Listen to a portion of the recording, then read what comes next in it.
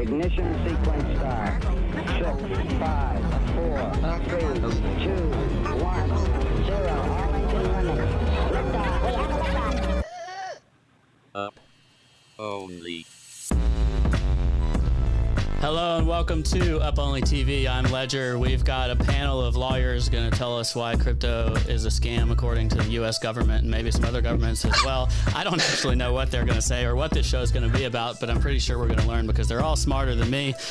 Let's say thank you to FTX. They are our partners. One day we'll get videos to actually represent the content that is applicable to FTX, the brand formerly Blockfolio. But you can, on the FTX application, swap directly from one asset to another, straight from your phone. You can, of course, track your assets like you've always known and loved. It's easy. All you got to do is go straight to uponly.tv/FTX. Thank you to them for being our partners on Up Only TV. Cobie, how you doing? I'm all right, mate. I'm pretty good, but all the lawyers that I know in all different chat rooms were all like, "We're all gonna die," so then I didn't feel so good anymore. So we thought, well, let's bring them all here so we can understand, and then we can know if we're supposed to feel frightened as well. Yeah, I mean, I'm frightened. As an American, I feel terrified. Apparently, like, participating in DeFi or who knows what might have all been illegal. We'll have to find out today. Yeah, now you're going to have to proper hide your weird illegal securities and multi-layered marketing scheme and ship it off onto someone else. Sure. All right, Gabe, welcome to the show. You got a very good Twitch background. That's like a proper setup. Is that an Eames chair? Is that one of the original? It's like a remake. It's a pretentious remake of an Eames chair. Yeah. It looks very comfortable. It is. It's good. Good for reading documents. I can imagine you there, just sat there reading documents. That's actually not how I imagined a lawyer sat in his like multicolored, what sort of looks a little bit like a drug room, reading in a remade Eames chair. But look, I'm all about it. Let's go. Marc, welcome. I don't know you, Marc. Actually, Gabriel's just introduced the other two guests to me moments ago. So could you give us a little? Could you give us a little intro on yourself? Yeah, sure. I'm a commercial litigator, a 17-year lawyer, started at an international law firm called Reed Smith, and then opened up my own shop in Philadelphia called Marc Goldich. It is largely a blockchain and crypto law practice with some class action and whistleblower, and have been working with Gabe here and Sarah on a number of initiatives. And Gabe is always breaking barriers with his purple lighting. Sarah, welcome to the show as well. Can you do the same thing for me? Give us a little introduction to who you are and what you're up to. Sure. So I've been a lawyer for about 13 years. I am on the transactional side, doing M&A, venture, corporate and securities work, and I've been in the blockchain space since around 2017. And I had my current firm's practice. I'm at Harder, Seacrest, and Emory. For some reason, Sarah's camera is totally frozen on my Zoom, and wiggling the window is not working to fix it. I don't. Wait. It's literally just Sarah's. That's super weird. Yeah, I don't know. Maybe she can. Wait, Gabe, could you move? Is Gabe? Yeah. Gabe can move as well. Gabe, I just. She's back. Yeah, you're moving. I'm gonna make it. Gabe, I spoke as though I knew you, therefore didn't need an introduction. But for anyone else that's watching that does not follow you, can you give us a little introduction as well? Yeah, my name is Gabriel Shapiro. I go by Lex_Node on Twitter. And I too have been in blockchain as a lawyer, I guess, since 2017, a little bit before that as a person. Used to do a lot of mergers and acquisitions for technology companies and big Wall Street law firms. And for the last 3 years, I've been doing crypto law. I'm currently general counsel at Delphi Labs, which is a consulting firm for token economics design, as well as an incubator, for token-based projects. I didn't know it was Delphi. I always said Delphi. but now I know it's Delphi. So I'm not the authority. Maybe Delphi is preferred. I'm not sure. I'm going to keep calling it. I'm going to keep calling it Delphi. Go for it. So we had the speech today from Gensler, SEC chair, or whatever his job is, and everyone sort of started freaking out. Nick Carter said this is more this is a more important moment than the Dow report, and a bunch of people have seen it as potentially the most posturing or aggressive stance from the SEC, maybe the most intentful stance, perhaps, from the SEC, sort of in the history of crypto. A bunch of people in chats I was in, like, it's all gonna, it's the end of the world. It's all. We're all going to die. Are we all going to die? Or are we all going to make it? Probably somewhere in between. Some people are not going to make it. Shit. Just going to be permanently maimed. How good is your lawyer? So who's got to worry? Who's got to worry? Like, was this expected? Is it an overreaction? So I absolutely think this was a throwing down of the gauntlet by Gensler. And, those of us who are lawyers working with crypto projects weren't surprised by it, because the reality is the SEC has gotten very aggressive in the last few weeks. More so, the only thing you could maybe compare it to is when they sent out like over 200 subpoenas in a single month at the beginning of 2018. But in this case, they're not sending out subpoenas because that takes, they have to jump through a lot of hoops to do that. And some of the changes that have been made during the Biden administration to internal SEC policy have been around, ironically, decentralizing things a little bit at the SEC, giving the enforcement arm more autonomy to just start doing things. So what they've been doing is they've been sending out letters, making phone calls, these sorts of things to projects, to a lot of projects, a lot of projects is my personal impression based on a mix of personal knowledge and hearsay, and saying, look, we could subpoena you, but why don't you cooperate with us and give us the information that we'd like to have? So they are trying to get as much information as possible from these projects. A lot of them are DeFi projects. I'm sure there also are things probably going on with the big centralized exchanges as well. And it looks like they're pretty serious about trying to do something here. Yeah. So you're basically saying that maybe they're actually going to do something, because it's been a while. It's right. It seems like it's been a while anyway. Because I don't remember of any sort of enforcement action that came out of DeFi summer last year. And the last stuff I saw was like they were wrapping up that. Do you remember that ICO with Floyd Mayweather or whatever it was? Right. From like 2017, is it called Stacks or something? They did McAfee's anti-touting action, and they wrapped up the Kick litigation. They settled that, and I think they had there are a couple that have gone to litigation recently, but again, they're all ICOs. I think like Library is one, and there were some others that agreed to settlements. Like, for example, ShipChain, I believe, was one. There were a few others where the approach to the settlement apparently was, you need to just destroy this project. There's no way to bring it into compliance at this point. And that's essentially what was done. So we could talk a little bit more about that. And I don't know whether that will be the new SEC strategy or if they will try to, as Gensler said today, get projects to register as SEC reporters, which personally I think would be at least a more constructive approach than just trying to destroy the project. But you're exactly right. There really was nothing squarely about DeFi until very, very recently. Well, can we back up in terms of what that even means about like destroying the project? Because isn't it true that now there's a lot of projects where they have a lot of released open source code that doesn't require a team to maintain that, whereas in the ICO era, there was really just like fundraises through SAFs or whatever else, and then like ERC20. was there any real code or product? Right. Versus this time, like you can't really put some of this back in the box, can you? Yeah, I agree.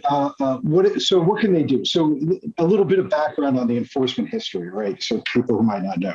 So summer of 2017 was very similar to summer of 2021, right? You had a new incoming administration, you had a new SEC chair. ICO, the market was really heated up. Everything was going crazy. People were doing very well from ICOs and everything else, right? What happened in July, ironically, right around the same time, second half of July, we got the Dow report, right? And that was the throwing down of the gauntlet that time, right? And that wasn't even about an ICO, really. It was about a DAO. I mean, they did do a fundraising, right? But it wasn't the classic ICO. From there, what the SEC did was they really, the projects that had already done ICOs, their philosophy about it seemed to be to try to make them Exchange Act reporters. They said, look, you did this big distribution and sale of securities. There is no possible securities exemption that you could have fit in, even if you tried, because you sold to retail. You don't even know who you sold to, right? There's just no way. So all you could do is you could just go do the same reporting as Apple Inc. does. Right? Register with the SEC and do all those financials, all the periodic reports, all those things, right? So they tried to do that for some projects. There was Paragon and there were a couple of AirFox, I think was one. And what happened is all those projects just utterly failed to become SEC reporters, because there's a reason why most early stage companies don't become SEC reporters, right? It's because it's incredibly expensive. It's incredibly difficult. You have to get, certified, public auditors. They're very expensive. They're very risk averse. It's a million things. And so they failed and they ran out of money, and some of them just absconded knowing that they couldn't get into compliance. So I think at some point the approach seems to shift. And then they said, well, if you want to settle our action as opposed to going and litigating with us, what you're going to have to do is the team will have to burn all its tokens or freeze all its tokens, and they'll have to tell all the exchanges, we want you to delist our token, and then we'll settle with you. So that's what I mean by destroying the project, because, at that point, the people who were most active in working on the project, or even the front end associated with the project, all those things are gone, and it can be very difficult to revive a project at that point. With the DeFi things, I think there is a greater chance, right? Because we have these smart contracts. These smart contracts already have a lot of network effects that could easily continue if the original team and the company shut down. Websites are easy to clone if you just make the front end open source, and it all goes through Ethereum. So unless the SEC wants to start getting court orders against Ethereum miners and tell them to start censoring certain transactions, it could keep going. The platform could still keep being usable, but the question is, would the governance token still be as valuable when you don't have this, sort of VC-funded team associated with it? And that's more open to debate. But it's possible that even the governance token, as long as a distributed team keeps working on the stuff, that it could continue to have value as well.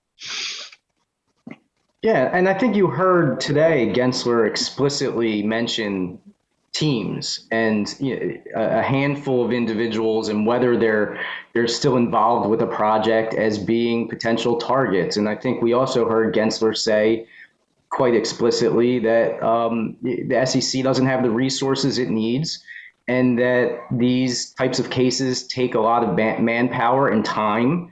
And I think that what we heard was basically a call to action for Congress to help with providing both the legal power and the resources for Gensler and the SEC to go after these DeFi projects. And in particular, the ones that I would think that they would be targeting are the ones with active teams involved and that are not, as we like to say, sufficiently decentralized or otherwise not have those individual core members that can be low-hanging fruit for the SEC to enforce actions against. Yeah, I mean, he straight up went back to Clayton and said he looks around and basically 99% of projects are securities projects when he looks around. So yeah, I think it was basically he wants to be an aggressive cop on the scene, and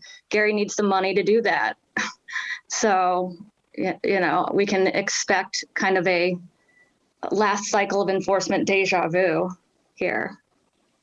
I like that he needs some funding, so he started a Twitter account and started making influencer videos. That's very crypto. That's like, He's going to start a DAO next. Yeah, the SEC DAO. That would probably get funded pretty well. And then we could all cheer as projects get taken down. We could all do it together. Right. We can self-police. It'll be perfect. The chat has pointed out that Mark looks a lot like Bradley Cooper in Hangover, in the Hangover movie. Specifically in only one movie. Yeah, only in the Hangover, yeah. The chat has also pointed out that Ledger's camera positioning is a little bit unfortunate when he stares at his screen. Maybe you need to move yourself to the middle or the top or something. But shall we go through his speech? Ledger, can you facilitate such a thing to go through the Gensler? Look at that! Look at our production quality. We've got, not only do we have lawyers, we've also got high production quality today. Yeah. Do we want to play the short thing or the long thing? The short thing's quite funny because it's got like big E-Corp vibes, but let's just go through this and we can like pause it or like skip ahead when anything notable happens, because we've been paid by Gary to make sure that crypto Twitter sees this and they all start calling their senators to be like, well, no, we can't have this, and then he gets his funding. And we're prepared to respond to all DMCA takedown requests in real time. Because this will be fair use. So am I playing the short one or the long one? Let's do the long one, and if it's boring, we'll stop. All right. And there's a lag, but I don't care. Screw y'all. Cypherpunk mailing list that had been around and run by cryptographers since 1992. A little off the grid, a little libertarian, cypherpunk mailing list. Now, Nakamoto, we still don't know who she, he, or they were. If at the end of this talk, Paul wants to tell us, I'm looking forward to knowing who Paul thinks Nakamoto was, wrote, I've been working on a new electronic cash system that's fully peer-to-peer with no trusted third party. You see, at the core, Nakamoto was talking about some form of private money that didn't have central intermediaries. But Nakamoto had solved two riddles that had dogged these cryptographers and other technology experts for a couple of decades, since the dawn of the internet. First was how to move something of value on the internet without a central intermediary. And that's where it can fit into national security. How to move something of value on the internet without a central intermediary. And relatedly, how to prevent what's called double spending of that valuable digital token. So subsequently, her innovation or his innovation spurred the development of crypto assets and what's called the underlying blockchain technology.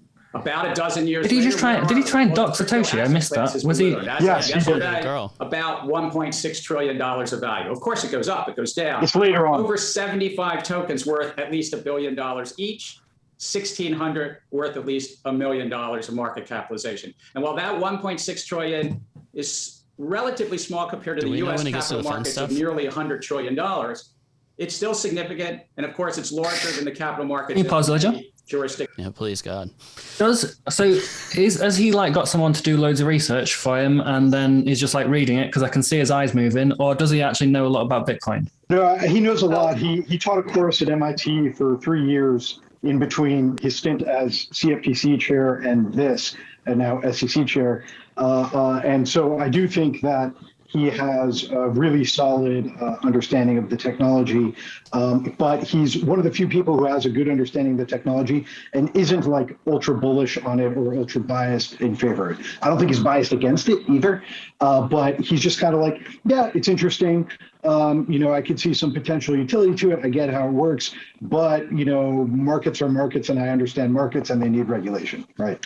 Yeah, I take him at his word. I mean, he says he's technology neutral. I actually believe that, but at the same time, he's telling us he has a job to do, and investor protection is number one. And to Sarah's point, he quite literally said, I'm the new cop in town, and I'm going to enforce the rules here and the law, and you can expect a lot of action. So I don't think he's out to get crypto, but I think that he wants to be quite active in regulating it. I think that we sort of expected this, but at least I could speak for myself. I was cautiously optimistic that his his background was such that he might be a little bit more hospitable than he came across during this speech. So, that coming on the heels of this infrastructure bill and this other legislation, it's been quite an interesting week in crypto with regard to potential new regulations and laws. So, this was a speech that wasn't surprising in substance, but a little bit surprising in rhetoric. Yeah, I thought it was pretty strong rhetoric. And he just hopped on this national security angle, because when something's a threat to national security, this was a foreign policy conference, then all of the competing concerns kind of wash out. So if something's a threat to national security, then you don't get to argue for your privacy interests, because that's going to outweigh it. So, I mean, it was, he's a very smart, person, clearly, but this was very calculated, and the approach was, thought out here. I do like his national security suggestions throughout the speech, because as we go back to listening, you'll at least I felt like they were sort of tagged on as though someone was saying, do the national security thing. And he was like, yes. So every now and again he goes, and of course, national security. Why am I here? Oh, yeah. Yeah, one other element of that I have a question about was his speech here related to the bill, the infrastructure bill language about crypto, or did these just happen to happen at similar times? No, it's just a lot happening at once. I did hear some speculation that he may be a mastermind or the mastermind or one of the masterminds behind a much more comprehensive bill on a slower track that was also introduced last week. I forget the name of it. Mark, maybe you remember, but that one really addresses securities regs, commodities regs, money laundering regs, the whole enchilada. And it's possible that he might have consulted on it or something like that. But the infrastructure thing is really a tax thing, and the issue with that is the wording of it is such that a lot of, the U.S. is basically its tax system. Everyone could pay all their taxes that are due, and someone could still get in trouble because there are these reporting obligations. And you don't just report your own income, but also other people's income, right? So this is where intermediaries help enforce taxes, and basically the tack on to the infrastructure bill is really about that, and how do you define what an intermediary is in crypto? If you try to make miners or wallet software providers be like securities exchanges and issue collect W-9s from people who are doing crypto transactions with those tools, or withhold taxes from them, or file 1099s for them and that sort of thing, you're going to have a big problem, because they couldn't comply with that if they possibly wanted to. And so that's the specific issue with that bill. Yeah, that tax provision was an existential threat. It still may be. The other bill that Gabe mentioned, it's the Digital Asset Structure Market and Investor Protection Act. That's the name of it, and it was recommended or put forth by Representative Beyer from Virginia. All right. Well, that makes some sense, at least in terms of all this coming at once. But Cobie, do you want to play more of it? It's about. Yeah, let's see what he's got to say. All right. That this security forum would discuss. And before starting at the SEC, I was honored, as Anya said, teaching about the intersection of finance and technology at MIT. This included courses in these various topics. And in that work, I came to believe that though there was a lot of hype masquerading as reality in the crypto field, Nakamoto's innovation is real. And some in the public sector would say, well, no, almost like wishing it away. I really do think there's something real about the distributed ledger technology, moving value on the internet without a central intermediary. Further, it has been and could continue to be a catalyst for change in the fields of finance and money. At its core, Nakamoto was trying to create a private form of money with no central intermediary. We've had a long history since antiquity of private monies competing with public money. So this is not necessarily new, but it was new how it was done and how it can live in a digital age.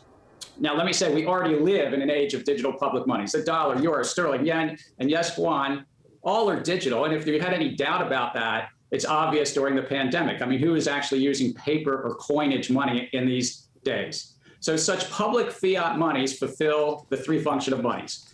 Monetary economists have studied this for a long time. Store of value, unit of account, medium of exchange. Why do I raise that? Because my opinion is no single crypto asset, though, broadly fulfills all of the functions of money. Bitcoin has some of it, but not broadly fulfilling all three. Primarily, crypto assets provide a digital, scarce vehicle for speculative investment. Thus, in a sense, one can say they are highly speculative stores of value. He was pretty careful about that. Buy Bitcoin, it goes up. Maybe I have something better for my future and my retirement, but it's not really being used as a unit of account.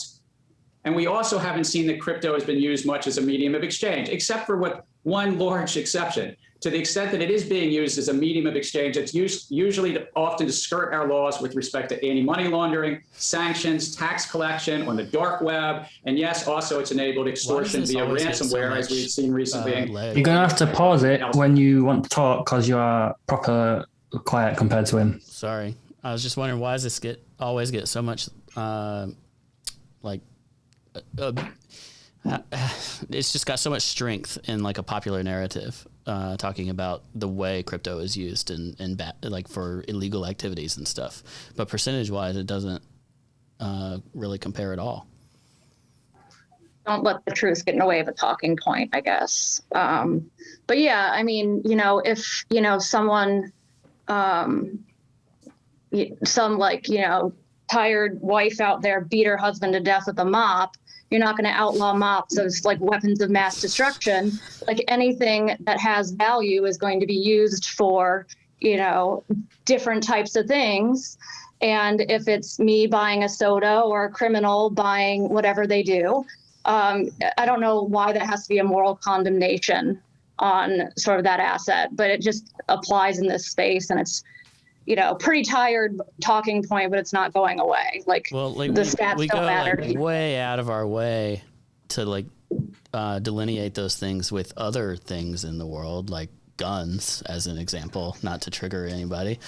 Layering my puns here. But I don't know. It just kind of baffles me.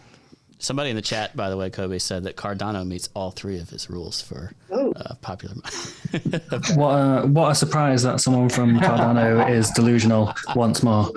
Don't you think that they just bring up this talking point because it's very emotive, isn't it? And people go, it's like when you have disbelief about why something might go up, immediately you think it's money laundering. Like when it was early days Bitcoin, it was going up, everyone was just like, it's money laundering and drug money. And now some of the people who bought Bitcoin at that time, who are in disbelief about NFTs, see NFTs going up and they just say, it's money laundering. It's like the same argument, it's just compounded. But it is an emotive thing that can make people go, well, that seems very bad. And it's a thing they can tell to senators, like, look, we're stopping something that is used for evil. But at the same time, it seems likely to me that crypto is used for illegal and evil things because it is a better form of money than the traditional forms of money. So why would you not just use a superior product? Of course, it's a shame they're doing crimes and shit, but that's not the fault of the medium necessarily. People also do crimes with dollars. Dollars is very popular in crime. Right. I mean, dollars are easier to use and better to use for crime, and there's more anonymity with cash. So, look, is crypto used for illicit purposes? It certainly is, just like all money is. I think that we've seen in recent years some statistics. Who knows if they're good statistics, but the percentage of use for illicit crime is de minimis compared to the rest of it. But like Sarah said, you don't want, facts to get in the way of a good story. And so we hear these tropes over and over again. And then they're paired with painting crypto with a broad brush. Certainly, not all tokens or cryptocurrencies have all three three modes of currency. Some may only have a few of them. To his point, there's something like 1,500 cryptocurrencies. They should all be looked at, individually instead of paint the whole industry with one broad brush. Does he talk about DeFi very specifically at some point in this video that I can skip to? Yes. I don't know where to skip, but yes, he talks about decentralized finance. I mean, I think, what's, well, you could try to find it, and I suspect if we just go on, we're going to hit it and not long enough. So maybe just give it a whirl. Skip a little bit.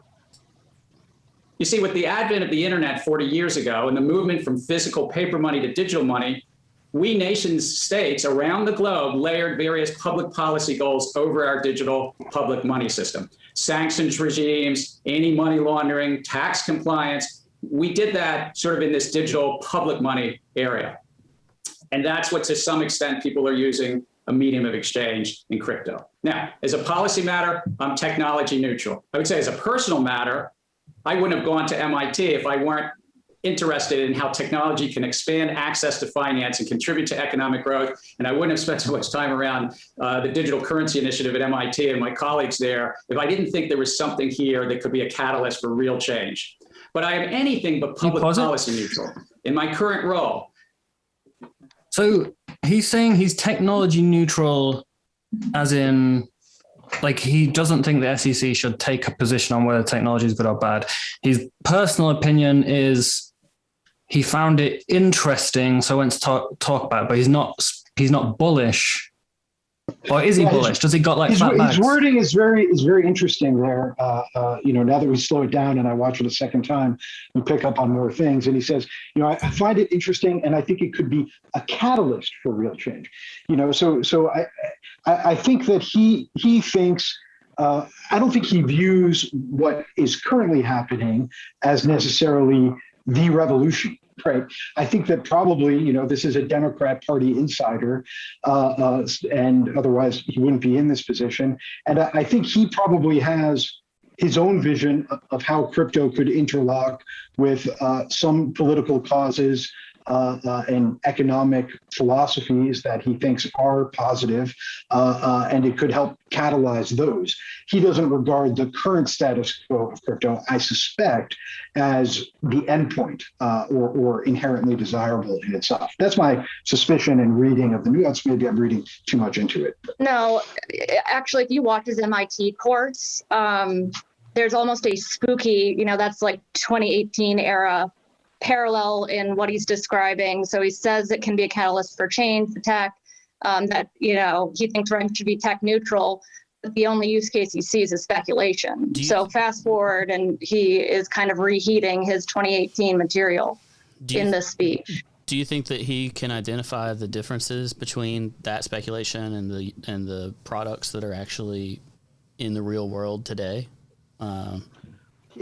He could identify the differences, but the question is whether he cares. Gensler was responsible for designing the overhaul of the Commodities Exchange Act in light of the 2007 financial crisis. And in the approach to solving that issue was what I would describe as a philosophy of mandatory intermediation, right? So as we say, these credit default swaps, they cause these massive domino effects. How can we prevent this in the future? Well, they came up with a new type of regulated asset called a swap, right? The credit default swaps will be in there. A lot of other types of hedges and ways of buying and selling risk will be in there. And we're just going to say that almost all transactions in these swaps have to be on a CFTC registered and supervised exchange. And that it will give those exchanges a profit motive as long as they stay in our good graces. And through those exchanges, we'll be able to control what happens in this market and reduce the risks. I have to think that he's going to think about DeFi in a very similar way, because there are all these transactions. Anything can be done with DeFi. It's permissionless. You can do a derivative. You can do a swap. You can do a short. You can do a long. You can do anything. You can do a security. And so I think that one change here from what we saw with the last set of SEC actions is it's very clear both in what he's saying and in what a lot of us lawyers are seeing with clients and so forth, is that they are actually going much more after the infra. And I think they're also going after the money players like VCs, sending them inquiries. Uniswap did that, delisting of the synthetics. You could call it a delisting. More properly, you would say, they blocked it from the front end that they can trim, right? I think it's clear that he is that there is a clash here. There's an existential issue, right? Is the right way to reduce risk in this market to make sure that as many transactions as possible flow through intermediaries, and that under current laws, I think that's really the only way you could tackle it. If all you wanted to do was add a tweak here and a tweak there to current laws, you'd have to do it like that. Or is there something with this technology, the fact that it's on an open ledger, the fact that if you look at Uniswap, for example, yes, in its functional outcome, it does all the same things as an exchange, roughly as well as an exchange. And yes, probably there are some securities that do trade on it. So functionalistically, if you look at the whole thing, it is sort of like a possible securities exchange. However, it's very different because you have LPs in a pool, and they are sort of like, you can't really say they're operating a partnership because they don't know who each other are, but it's some type of unincorporated association that exists to create liquidity in this asset and divide up profits from that activity, but without any of them knowing each other or having they're just relying on the smart contract architecture and the incentives it set up. And then on the other hand, you have the people running the front end who might have zero interest in these individual liquidity pools. And then you have the developers who are building software. And so these are all unaffiliated, largely unaffiliated people. There might be some overlap, and they're not really coordinating with each other extrinsically the way that NASDAQ, right, that combines all of those functions into one office, most likely, is doing that. And should that difference matter, even though the functional outcome is the same? Personally, I think it does. Personally, I strongly suspect that Gensler at least currently thinks it shouldn't matter because it's too important to reduce the risks. And if you don't have regulated actors who are answerable for what's going on, you won't be able to protect investors. I suspect that's what he thinks. When he was talking about crypto and he has seen, mostly it's a scarce vehicle for speculative investment. So one can say they're highly speculative stores in value, and they haven't seen much crypto used as medium of exchange. Do you think that is right? Because probably I think that's pretty good. And my personal usage has been very much like speculative, store of value, speculative investments. And only recently in the last couple of years have I used stable coins way more in my life than my bank account. And that's just because it's a much superior product to be able to ping someone some money and not have to deal with the hurdles that you have to go through to do that. But it is true that I haven't often gone I'm going to buy something with my Bitcoin or my Ethereum or whatever. I buy stuff with Ethereum a lot, but it's just a Ponzi scheme normally what I'm buying.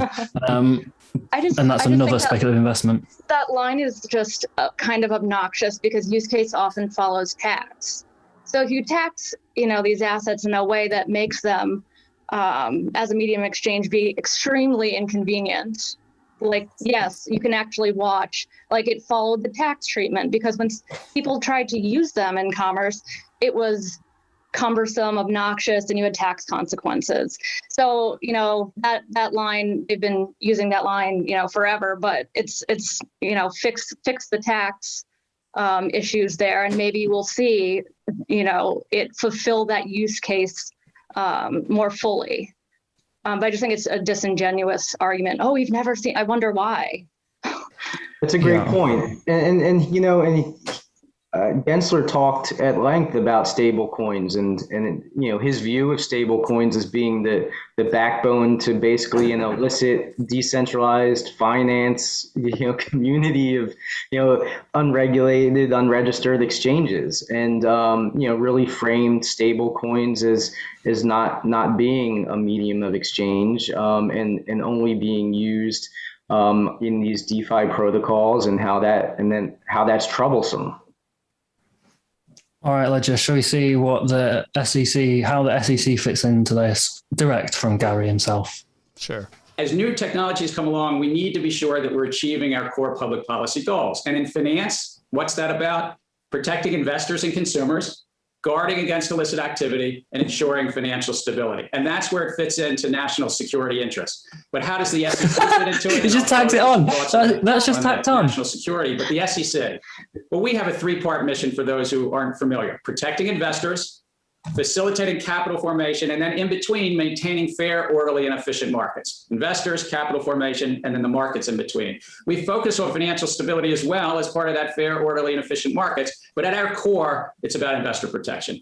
And if you want to invest in a digital, scarce, speculative store of value, that's fine. Good faith actors, by the way, since antiquity have been speculating on the value of gold and silver. So that's been around for thousands of years. Right now, though, in this digital, scarce, speculative asset, Bitcoin and others, we just don't have enough investor protection. And frankly, at this time, it's more like the Wild West than some sort of protection against fraud and manipulation in the space. This asset class is rife with fraud, scams, and abuses in certain applications. There's a great deal of hype and spin about how crypto assets work, and in many cases, investors aren't able to get rigorous, balanced, complete information. It doesn't mean there aren't good faith actors, and there are many of them, but investors really aren't getting the information to judge the risk and understand the risk. And I fear that if we don't address the issues, a lot of people will be. It's worth pausing there. So one of the things he mentioned, and I can't remember if it was here or in something else he said recently, but he talked about lending, right? And he talked about lending through decentralized finance, and he specifically talked about an interest rate being advertised, right? So we have these APYs in DeFi, we have these APRs, and it's not always clear exactly how that's being calculated, right?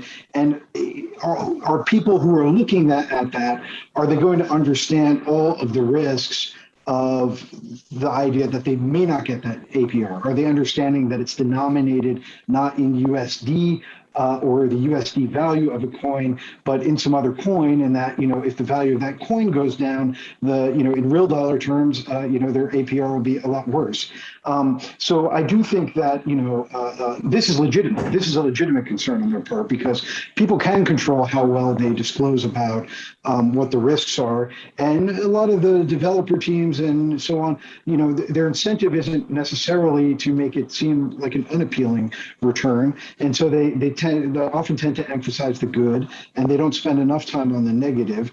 And that is, the securities regime is ultimately a disclosure-based regime. It's designed to make people say stuff about what they're doing, and if it's wrong, they will face heavy penalties, so they're incentivized to say the truth.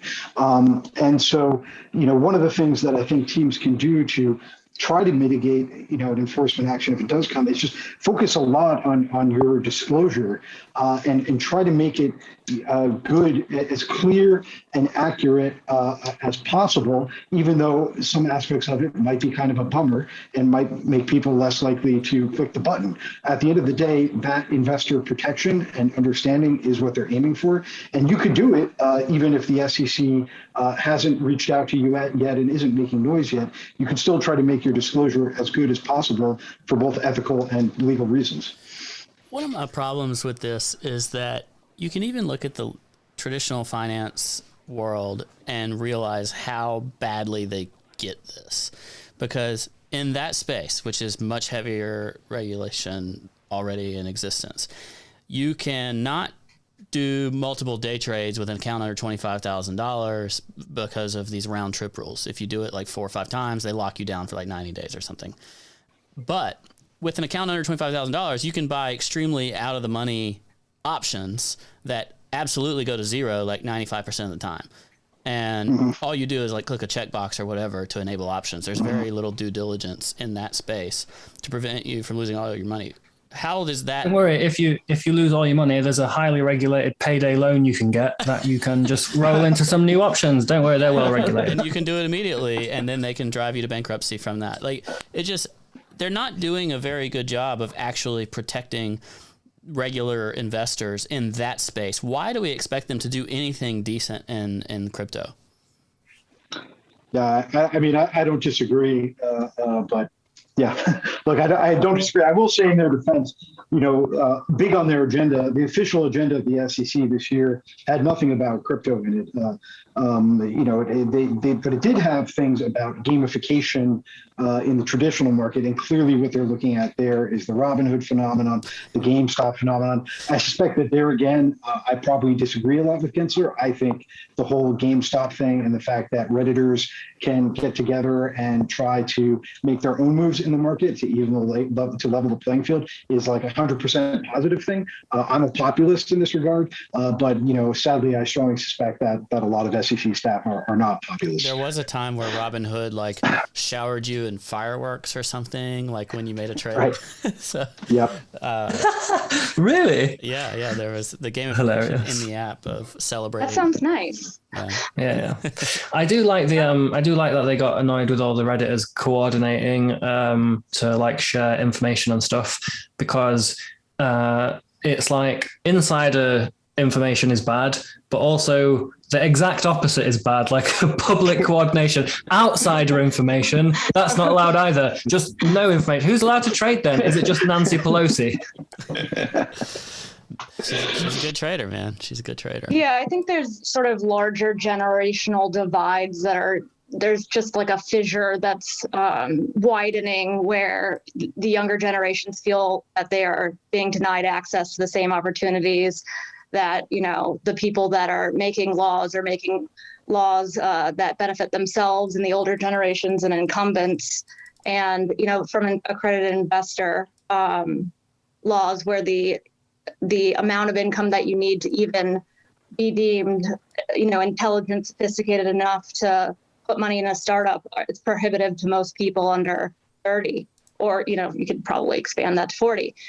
So there's this, pretty widely held belief amongst like the GME folks and others, but that, there's a decent amount of regulatory paternalism or looking down on the average person, that they're, too stupid to be able to make certain decisions.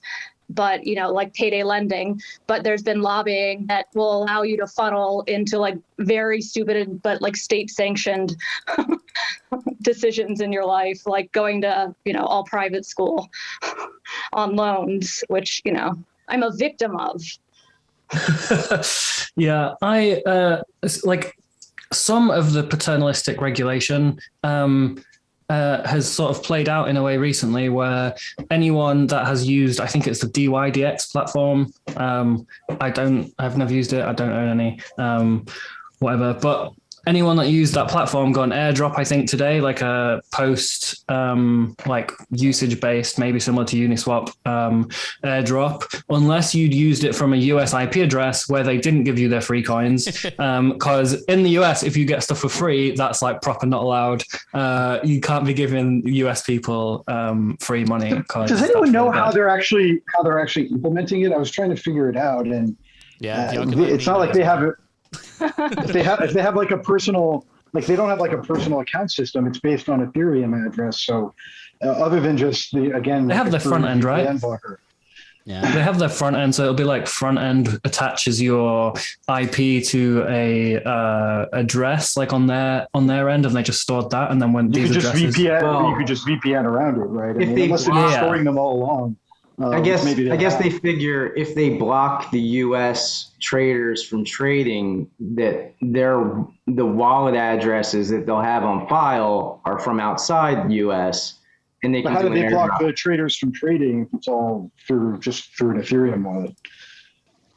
Yeah, I think they do like sort of the best they can sort of approach, where they go, look, we'll do it to the IP addresses. Of course, people can get around that. We'll take all the popular VPN known addresses and block those as well, and whatever. And I understand the logic behind not giving it to US people, because even an airdrop can be seen as a securities offering, right? So I understand why they have done it, but it's that sort of paternalistic regulation, like preventing opportunity for people when it starts to feel a little bit ridiculous. I'm going to feel really, really protected if that DYDX airdrop is worth like $20,000 someday. And it's like, thank you for protecting me from that $20,000. Right. Yeah, exactly. Yeah. And then a lot of it, like, you know, a lot of like early stage investments, especially in crypto. Don't know how it works in equities. I'm assuming it's probably the same, but a lot of early stage ICOs, token sales, these kind of things, even private token sales like seed rounds, often now are excluding US people as well.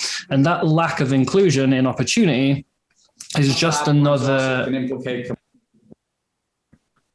That's like it. I was like, who is that? I didn't see no one's lips move. Like, it's scary again. I was getting some clips that like Gary just shouting at me, like, "What are you talking about? You've misinterpreted this." But like, it's another example of that paternalistic regulation reducing opportunity for people, and then obviously people want to get around that and want access to these investments. And if you're super cynical, you can take the opinion that if you're a US person, they're trying to restrict you from opportunities to climb up the wealth ladder in a way by it's illegal for you to buy stuff in the early stage, but as soon as Mark Zuckerberg wants to sell his stock to the public, you're allowed to buy it from him. Right. How much he's dumping like he's dumping like 25 million a day. What a king. Just like every single day, nonstop. He's flooding the market with stock. Yeah. What a legend. Yeah, it is. And I mean, I think it's, you raise a great point. And I think people often like miss what the securities laws actually are and like why there are these accredited investor rules and stuff. Like there isn't actually an accredited investor rule. The accredited investor rule is actually an exception to the normal rules, right? Like the normal rule is if like you're selling some type of investment, you have to like, it sounds pretty simple in the abstract if you really think about it, file some information with the SEC. Well, how hard is that, right? Just write down some information and file it, right? So like in theory, like you could just make it fairly easy to like come up with this information and file it, and probably everyone would do it because then they could be like Zuckerberg dumping his millions of dollars, and it's totally legal, right? The problem is that the securities law disclosure regime for the reporters has become so bloated and onerous. And I know Sarah here can talk a lot about ESG because she does a lot of public reporting work in her, for her firm. But they've squeezed under their conflict minerals reporting, and all these ethical disclosures, and every single company that is public has to have these audited financials, and that's very expensive and difficult, and so you can't comply with that regime unless you're already huge. Right. So it leads to this perverse situation where complying with the law is just impossible for most people, for most projects. And for crypto, it's especially impossible because even when you're huge, because there are also secondary market regulations and all these things, you still wouldn't know how to do it compliantly. And the SEC would be making like 1 million comments on every submission you try to file because there are all these paradoxes and so on. So this is the real problem. It's not that securities laws are so bad, it's that they are so elaborate and expensive to comply with. So what we really need probably is like general securities law reform, and that could massively benefit crypto as a side effect. But no one seems too interested in that. Instead, all the lobbying organizations, they don't make securities law reform proposals. They just propose some bill that just says, accept crypto in like every relevant place. And of course, no one's going to buy into that. So it's just a really bad situation. How much would it help if the number of people, organizations, lobbyists, or whatever else just multiplied by like, I don't know, 50 in DC to like actually have an impact on these issues? Would it be a benefit, or Do you think that? It's hard for me to say because I'm not a DC insider. I don't, I think that the purpose of the technology, and again, Gensler here understands this way better than most regulators and legislators. He talked about the cypherpunk mailing list. The purpose of this technology, let's face it, is to give people the flexibility to engage in civil disobedience. Or let's just say that's the original origin of this technology, right? So that if people live in an oppressive regime, like China, where money is tightly controlled, or they are like journalists who are reporting on something the government doesn't like, that they have options for moving money around and doing other things. WikiLeaks is an early adopter of crypto for this reason, right? And so, like inevitably, the power to rebel against the bad kind of laws also gives you the power to rebel against the good kind of laws. And so I think there is a limit to how much of this can be addressed. Like, I don't think this stuff will ever be 100% legal in any country, anywhere. I just don't think it's possible because that's not the origin of it. But what we could try to do is to encourage better insight into it and better views as to, what are go after the abuses of the technology. Let's focus on that. You can go after the people who are using the technology for bad. It's not the technology that's bad. If it's an exchange and some securities, if it's a DEX and some securities happen to be trading on the DEX, it's not the DEX that is bad. Don't shut down the DEX. Go after the people who launched those tokens in a bad way and are abusing people. So that would be a much better philosophy. And I think it will end up there just because it is going to be so hard to really shut down DEXs as a broad phenomenon. Maybe you could shut down one or make it less popular. But unless they really start going after miners and just mass subpoenaing miners in like a huge international effort, these smart contracts will be able to run and people will be able to coordinate about them. So it's just not going to be a good use of their time to try to re-centralize everything through regulated intermediaries. But the way that they're talking, I sort of fear that they might be trying to do that. And that would be a terrible mistake, in my opinion. Yeah, the goal of a regulator should be to address a harm, right, in a narrowly tailored way that doesn't cause like other carnage. And there seems to be sort of a blunt instrument approach on some of the legislation, whether intentional or not. So that's just not ideal. And so, I think that there's a number of groups out there looking to help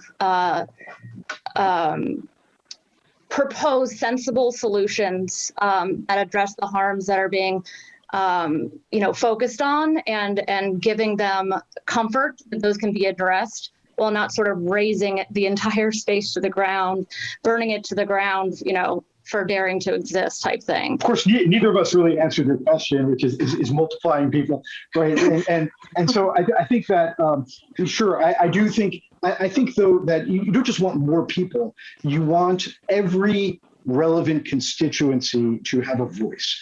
And I don't agree with the idea. I mean, I think it's great that Uniswap funded the DeFi Education Fund. I think those are all good lawyers. I think that they understand crypto, all those things, and I think they'll do a good job. But no one represents DeFi. DeFi is not monolithic. Crypto is not monolithic. Builders are not monolithic even. And so I think what is needed is find the niches, right? Communities that have things in common. Today, we're part of LexPunk. We made a proposal to the Yearn and Curve communities to fund, basically a crypto activist legal fund of sorts, run in a more DAO-like fashion. And why did we propose to those two communities? Well, those communities already have a lot of relationship between them. They have certain things in common, which is that they're not backed. They weren't backed in like a traditional Silicon Valley financing round, unlike, for example, Uniswap. Again, there's nothing inherently wrong with it. It's just different. Compound, again, A16Z backed. Those lawyers represent a lot of, Silicon Valley backed projects. And, inevitably, they're not all going to have the same exact concerns or the same way that they want to communicate about these issues as someone like Uniswap does. Uniswap will probably have an M&A opportunity at some point. They're doing deals with PayPal and stuff like that. Yearn and Curve are not doing enterprise deals with PayPal, and there's no equity in like an entity that they could double dip with or get some acquisition with or something like that. And so it's just different voices that we need, and everyone who is relevant should have a say and should have access to getting their views heard. You're going to give someone an existential crisis whether they're relevant. Yeah, and look, there's increased scrutiny. There's a lot of attention being placed on this space. And to Gabe's point, there are numerous different types of constituencies and niches, and they should all have a voice. And to answer the question, I do think it helps to have more voices out there, more messages, more education for the legislators to really understand the technology. Yes, the technology has its origins as dissident tech, but today it's becoming much more mainstream, and it's really important that the different types of decentralized finance and different types of projects have their voices heard and are able to adequately educate the legislators on what their community is like and what their technology really is used for and how it should be regulated. So I think that it is important as we enter this new period of scrutiny and eyes on the industry for more individuals and more groups to really come out and put more thought pieces out there about this space and about the technology, so that those who are in the positions of power can do it correctly, can regulate in a way that's fair and just and goes after the bad actors without stifling innovation. Yeah, so if anyone who's watching who is maybe not keeping up with this stuff so much in sort of response to like rumblings or these like messages from the regulators perhaps, or just preemption of coming regulatory war, there was a Uniswap proposal which basically was done by a student group who said, we want to give $20 million to a DeFi defense fund, who are going to go and like basically a lobbying group, and it got changed to DeFi Education Fund because they're going to go educate senators or whatever. And they hired someone to be a sort of head of policy, and they got given this $20 million, and it was a bit controversial because the votes were passed by a few big parties perhaps, and there was speculation around whether this is just one person voting to give themselves money. But Gabe says all the lawyers involved are very good, so I will put my conspiracy theories aside for the moment. The three of you are doing a similar effort, but funded instead entirely by the Uniswap group, foundation, whatever, the Uniswap treasury, instead funded by several different projects, also much less funding, because 20 million straight away is a pretty big grant to get. But you're going for much less funding and to, I guess, represent many more projects, and with those projects being sort of builder first. So Yearn is very, Andre and Banteg first, I guess. And the other, I think, was Curve, right? That you're going for. I don't really have any power in the organization or group of organizations I'm about to talk about, but if I did have any power, I think that Lido should fund it as well. I think someone in Lido should put a proposal together and support fund your group. It's called the Lex Punk DAO, is it? Yes. That you're doing? Yeah. The community is the Lex Punk army, and we might end up having several different DAOs for different purposes, but this will be a specific Lex Punk DAO devoted to builder first activism on behalf of the member DAOs who contribute. And your goal is, I guess, very similar, but then I guess representing at least people don't have to trust that you're not just representing one place because your funding comes sort of cross industry rather than being Uniswap focused funding, I guess. Do you think there's any risk in like two groups doing similar things at the same time, perhaps in different ways, or do you think it's just all additive or even multiplicative? There is some risk because regulators could play one group off against the other, or one group could end up getting in with a certain legislator wanting to do things one way, and another could, get in with a different strategy. But ultimately, that's part of politics. That's part of the public sphere, and I think that overall, the goals are probably very, very aligned, and I suspect that there's fairly few things that we would outright disagree about. It's probably just more a difference of emphasis and methodology than anything else. That makes sense. Ledger, should we get back to Gary because he's got a lot more to say, I think. Yeah, we can go there, and then Gabe also sent me some clips of specific stuff, but we can just do the main one for now. Correct. Now, first, about the tokens themselves. Those tokens being offered, many of them are offered and sold as security. There's actually a lot of clarity on this front. So you see in the 1930s, Congress established a definition of a security, but they included like 20 different items. You'll be familiar with some of them: stock, bonds, notes, but one of the items is called an investment contract. In the following decade, the Supreme Court took up what's the definition of this term? Black letter law, investment contract. This case said an investment contract exists, and I'm going to quote for a moment: a person invests his money in a common enterprise and is led to expect profits solely from the efforts of the promoter of a third party.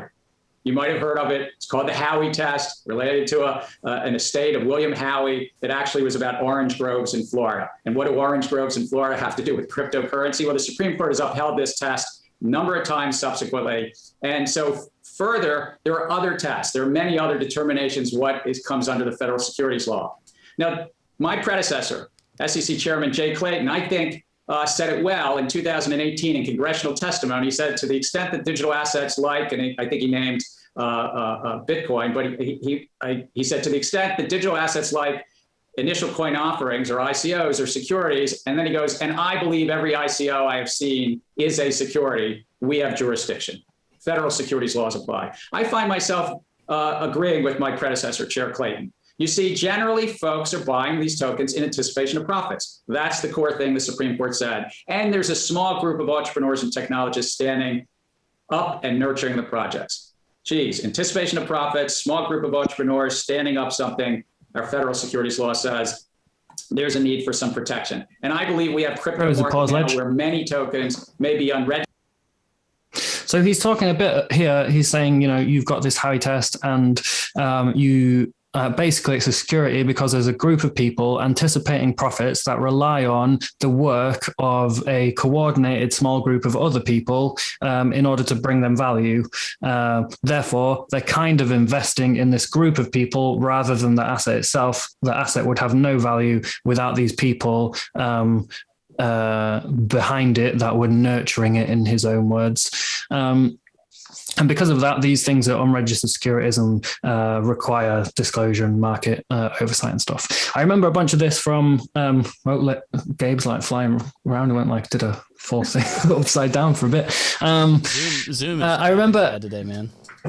I remember a bunch of this stuff. And when he talks about this small group of entrepreneurs and technologists nurturing the project, there was this defense for a while, and I think it was based on Ethereum's qualification, where they said Ethereum is not a security because it is sufficiently decentralized. There are enough parties contributing to its value that it's not just Vitalik sat at home making the number go up by typing as fast as possible and pumping out some code or whatever.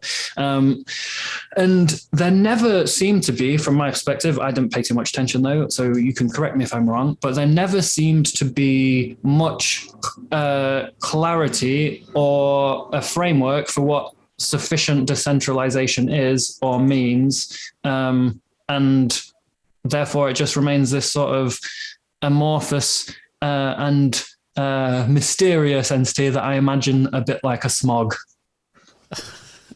I think that's totally fair. I think they haven't really helped us with drawing lines there. Personally, my view on that is it's really a gloss on the efforts of others prong of Howey, right?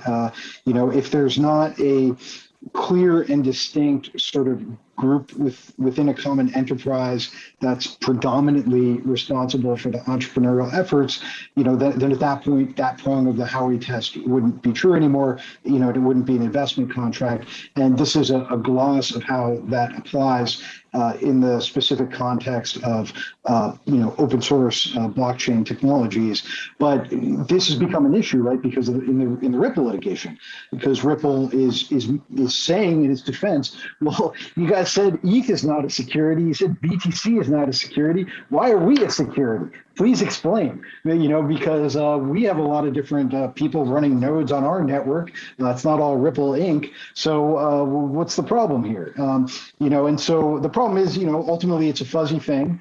If the SEC were to give a very clear way of deciding what is sufficiently decentralized, then everyone would gain that, right? And they're worried that too many things would now be treated as non-securities and people could commit fraud and bad things would still happen. So they're in a tough spot with it. We're in a tough spot with it because we have to play guessing games. But ultimately, that's why lawyers like me are sort of like paid well and stuff to try to help people make a judgment call of when this happens. And we might be wrong. It's possible I could be wrong about some judgment calls that I've made, and then people will be mad at me. But you have to try because the law is the law. Unless they change the law to be this bright line test, the SEC can't change it. I can't change it. We just have to navigate it. And the best you could do is say, yeah, at some point, if there are so many different people working on it, who the heck would be the SEC reporter anymore? I mean, it just doesn't make sense. There's no way that Congress ever intended, that would be regulated under the securities regime. It's impossible. And so hopefully they draw that line in a reasonable way. I do get why Ripple should be on the wrong side of that line and Ethereum should be on the right side of that line. But it's a close call, and at a sufficient level of abstraction, like if you were an alien or something, you would say, well, why are these two things, treated any differently? And I understand that perspective as well. I think also, though, it sounds like, leading by enforcement again, enforcement is going to be over-inclusive with who they believe. I mean, everything's in the security, right? To a surgeon, everything needs surgery. So I feel like it's going to be played out through projects that end up fighting with the SEC over them trying to... And they like that ambiguity. I mean, you heard today Gensler say specifically facts and circumstances. I don't think that was, a coincidence. I think that, he was making very clear that what an active participant is or what sufficient decentralization is to Gabe's point, quite fuzzy. And it's going to depend on the facts and circumstances. And how are we going to learn what facts and circumstances really dictate? Unfortunately or fortunately, depending on your bent, it's through enforcement actions and it's through case law until there is a bright line test for it. But I don't see that specifically on the horizon for quite some time. And we do know that there will be more enforcement actions. So as that case law develops, we'll have more facts and circumstances to analyze and to help us give advice to our clients about and to analogize. So, as time goes on, we'll become more informed as attorneys, but the industry will as well. That makes sense. And the other thing I'm sort of getting from his monologue speech so far is he's kind of saying our position on things haven't changed. We're just going to do stuff now. Like, it seems like he's kind of going like, my predecessor said all this stuff. I agree with him. He's explaining things. He obviously understands things relatively well. He's not saying anything novel so far, not saying anything novel or new that we didn't know about the SEC's position, but he's also got sort of posturing where he's like, we're going to probably do something about it now because it seems bad. Yeah, I think it's a timing thing. It's a resources thing. It took a while for the SEC and the case law to start developing around the 2017 ICOs. So, you know, I think we're just seeing maybe the tail end of that now. And as has been mentioned earlier, a lot of these DeFi, front ends or DeFi projects are starting to get letters, maybe subpoenas. And so you can look down into the future a little bit. And over the next couple years, those are going to be the enforcement actions that we see. And, I think that he's just really highlighting that, we are busy. We're going to keep going with the mission here. Some things are new. I mean, now they are actively talking about DeFi, and they are starting to mention, these decentralized exchanges as being unregistered, and that they're going to be doing something about it. That wasn't the case 6 months ago or a year ago. There was still speculation about it, and many of us were saying that these look like potential unregistered DCMs or SEFs, and perhaps the CFTC or the SEC will really clinch onto that. And now we're seeing both Berkowitz and Gensler specifically making those moves and making it very clear that those are the areas that they're going to be focused on. So I think it's no wonder that you do have front ends making some changes, and in some ways being proactive. Maybe it can be seen as reactive, but we're going to be seeing a lot more of that, I think. I think there was definitely a change in rhetoric towards the exchanges, though, because, in the past, the exchanges kind of got away with, it's like, oh, our bad, Ripple's a security, well, we'll just be listed. And there was never any consequence. And Gensler got up there and said, well, you have 50 assets listed. Statistically, I just told you, like, at least one of those is security, and you're going to need to, answer to me, which is, I think, sort of a change in the SEC's stance on who has the burden, whether that's fair or not.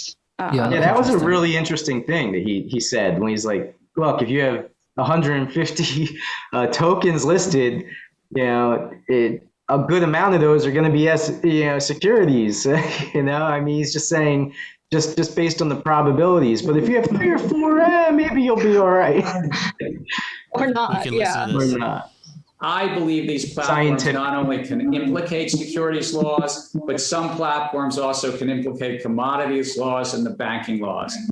Now, just thinking about a platform right now, many of them have 50, maybe 100 different cryptocurrencies, crypto tokens trading on them. And while each token's legal status depends on its own facts and circumstances, the probability is quite remote that with 50 plus tokens, that none of them are securities. It just sort of belies sort of the arithmetic that I've learned and how I learned to think about probabilities at MIT.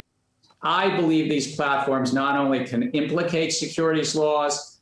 Nice little MIT flex by him. So apparently at MIT they teach you how to do probability. Does this mean that he can just replace all these tests with just some sort of like probability matrix, and we can, put all of us securities lawyers out of a job or something? That'd be awesome. There is one little side of me that would look forward to the Coinbase lists XYZ coin, and then it just goes down only for however long. And then they're like, Coinbase delists XYZ coin because it's probably a security, and that marks the bottom. So by protecting investors, the investors literally could never have been in profit the entire time it was on the exchange. Coinbase is quite interesting because they used to have a very conservative asset listing digital asset approach listing framework that then disappeared. Well, they were very conservative. They never even listed Doge throughout the previous cycle Doge popularity moments, and there was a time where if Coinbase were listing something, it was seen as a signal to the market that that's sort of in the clear from a regulatory point of view, at least, because otherwise Coinbase would have never got comfortable with it. And then it seems in the last couple of years, they've taken more of a shit, we need to get volume and we'll accept any risk for the volume. Like users want to trade the shit, so we'll just add it. And I wonder what's happened internally for them to get comfortable with that as a regulatory approach, or if they've just seen other people winning with a similar approach and therefore went, well, this is how you have to compete, maybe. I also think that when you think about who they were aligned with, they were aligned with New York's DFS. I know people, lawyers on the call don't want to hear about the bit license, but that's really, they were cuddling up to a state regulator and saying they didn't need federal regulation. And so their coins were getting greenlisted there. So there was some sort of buy-in, and still, is. And they went through a process, but maybe not on a sort of a federal level. But yeah, I felt like there was kind of a change in approach to like a YOLO list it all approach to keep up with the market. It was like the lead up to the IPO and then after, Let's go back to the thing, because he talks about DeFi and stablecoins next. In the thread or the main? Just watch the main thing, because you played a clip what he says in like actual 10 seconds, so we're gonna have to watch it again now. Oh, my bad. Registered without requiring the disclosures and the market oversight. This leaves prices open to manipulation. This leaves investors vulnerable. Now, over the years, the SEC has brought dozens of cases, many of them during my predecessor's time. I've only been here 3 months. And yet, having brought dozens of cases, we haven't lost a case. Having done all that, there are thousands of projects out there, thousands of tokens and so forth. I mentioned earlier, over 75 with $1 billion market value or more.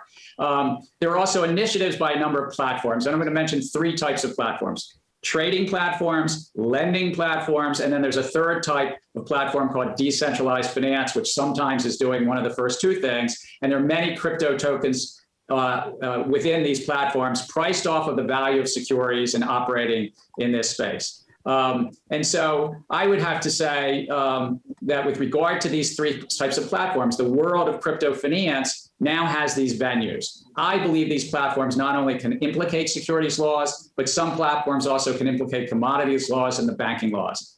Now, just thinking about a platform right now, many of them have 50, maybe 100 different cryptocurrencies, crypto tokens trading on them. And while each token's legal status depends on its own facts and circumstances, the probability is quite remote that with 50 plus tokens, that none of them are securities. It just sort of belies sort of the arithmetic that I've learned and how I learned to think about probabilities at MIT. You could have 50 or 100 tokens and none of them are securities. Moreover, unlike other trading markets where investors go through a broker or some other intermediary to access, let's say, the New York Stock Exchange or London Stock Exchange or even the Shanghai Stock Exchange, people can trade crypto trading directly. They can do it 24 hours a day, 7 days a week, and from around the globe. And for those thinking about national security, this is very much a 7-day-a-week, 24/7 market, with Asia retail participating, with U.S. retail, Latin America, African, European. It's a truly worldwide market. Further, while many overseas platforms state they don't allow U.S. investors into their platform, there are allegations that some unregulated foreign exchange facilitate U.S. investors tapping in through virtual private networks. Paul, your paper just ran a story. Can you give a pause, Ledger? Week.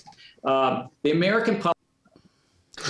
Do you reckon that is a bit of a tell that he's bringing up these allegations that some unregulated foreign exchanges facilitate US traders who are using VPNs?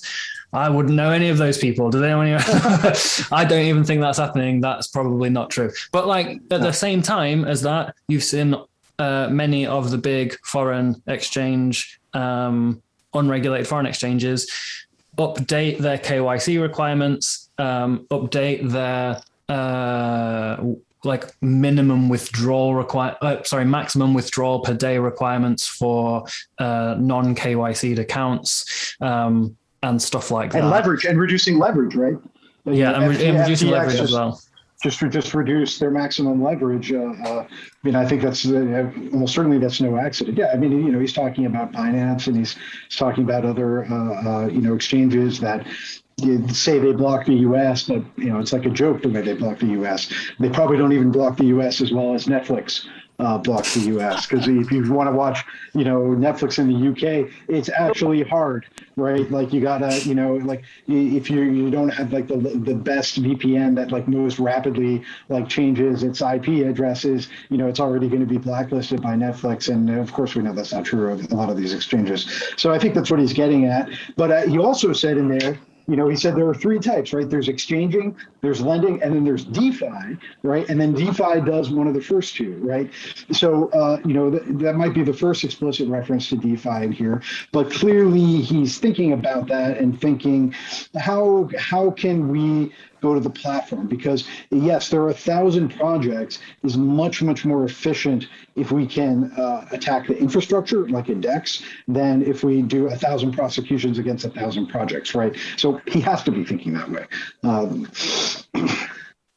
Yeah, in some ways, I'm sympathetic to his cause because, if your friends and family that are not so crypto sophisticated come and talk to you and ask for recommendations on what you do, you've got to be very careful because they're like always one step away from getting rugged or buying like some absolute trash or ending up sending all their coins to who they thought was Elon Musk in order to get double back. So I do think there is a lot of scams and there is a lot of fraud and there's like, there's multiple rugs a day and like 8-figure rugs happening and stuff like that. But I'm not sure that the proposed measures defend against those rugs very well.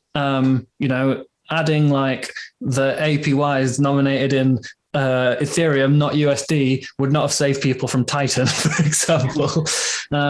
Or, some intentional rugs, especially on where people like sort of copy paste a project from Ethereum and move it onto a competing smart contracts chain, but they don't fully understand how to set it up, nor do they care because their intention is to just take some money and run.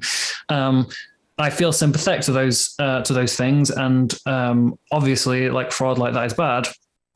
But at the same time, I struggle to see how, or I find it easy, I guess, to get into the mindset that how those things can be used as an attempt to return power to centralized and threatened actors when they see things like some DeFi protocols doing quite well and go, oh, that would strip a lot of power and control from us, perhaps.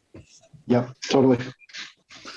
All right, he's going to talk about stable coins and shit in a bit, Ledger. Let's see what he's got to say. I'm sure it's going to be riveting. Buying, selling, and lending crypto on trading, lending, and these DeFi platforms.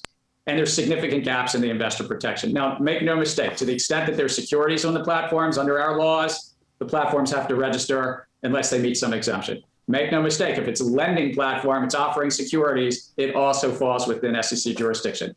Next, let me talk about stable value coins, which are crypto tokens pegged or linked to the value of some public money, fiat money. Many of you may have heard about Facebook's efforts to stand up a stable coin called Diem. It was formerly called Libra. And now, due to the global reach of Facebook's platform, this has gotten a lot of attention, as you know and imagine, from central bankers and regulators around the globe. It's not only due to the general policies concerning crypto that I've mentioned about investor protection and guarding against illicit activity, but it's also due to Diem's potential impact on monetary policy, banking policy, financial stability in jurisdictions around the globe. But maybe less well known to this audience is that we already have stable value coins. In fact, the universe right now, the 7 or 8 major ones, a little over $110 billion in value, including 4 large ones, some of which would have been around for 7 or so years. Now, you might say, why is that? Hadn't heard of that. Well, these stable coins are embedded in the trading and lending platforms and the DeFi platforms I just mentioned. You might say, why is that? Well, most of those platforms, the majority of what happens there is cryptocurrency to cryptocurrency.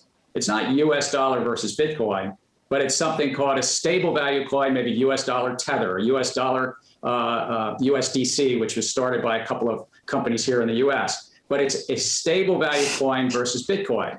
Wonder why that is. Now, in July, nearly 3/4 of the trading in all of crypto trading platforms occurred between a stable coin and some other crypto token. Thus, the use of stable coins have become just facilitating, embedded in the crypto ecosystem.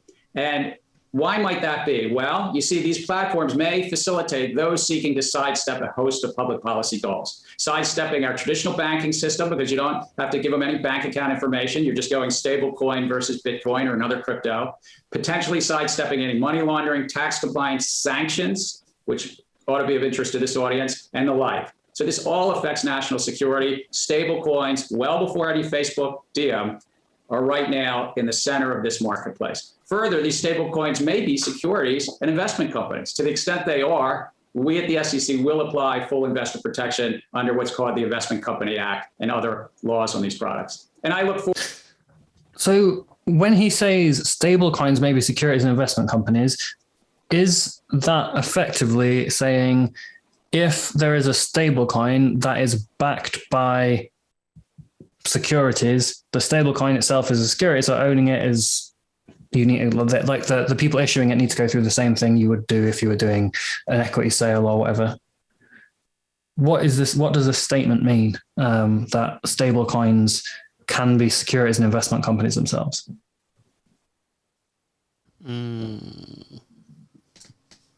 Who wants to stand up for that one?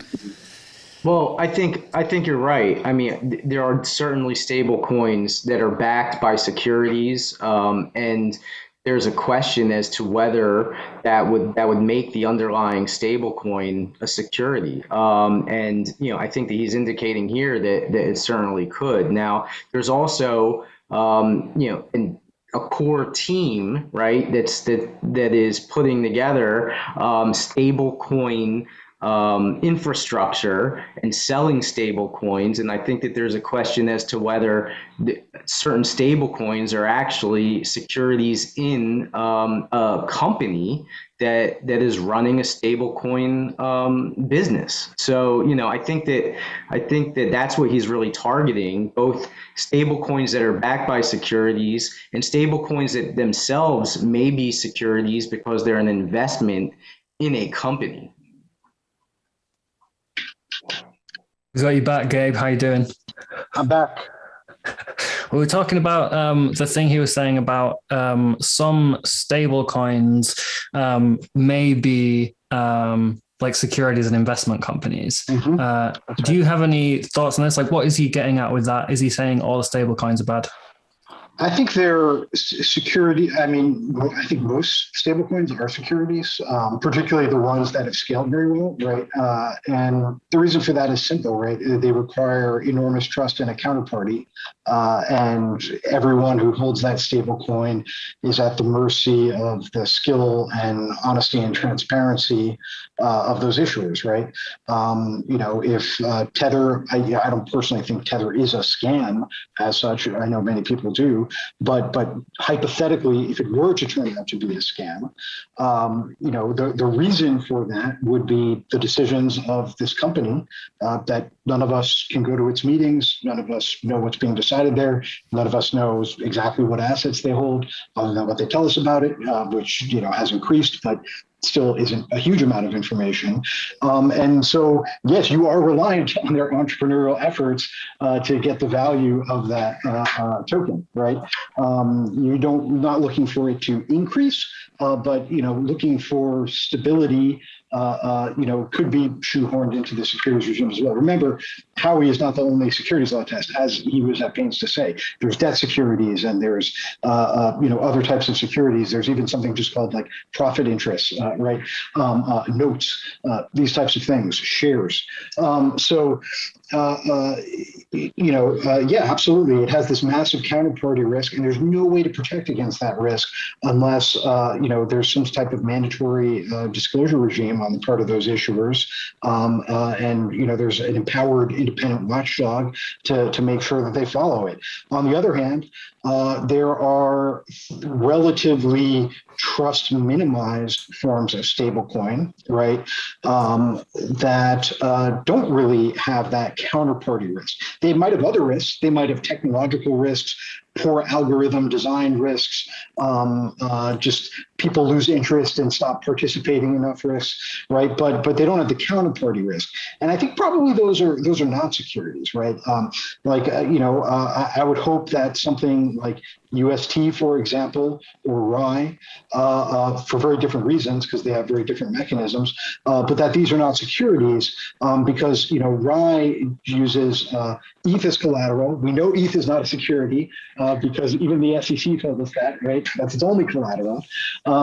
It's not pegged to $1, but it has this stabilizing feedback mechanism through an algorithm. There are some incentives and stuff where, yes, extrinsic, just like in Bitcoin, extrinsic parties must come in and respond to incentives in order for mining to happen, in order for there to be security. The same thing is true in these other types of stablecoins. But there's not this issue where if someone's not telling you something, if they're hiding something, you're totally screwed just for that reason alone. That risk doesn't exist. And so personally, I think those are not securities. They might still be risky in some ways, but not securities.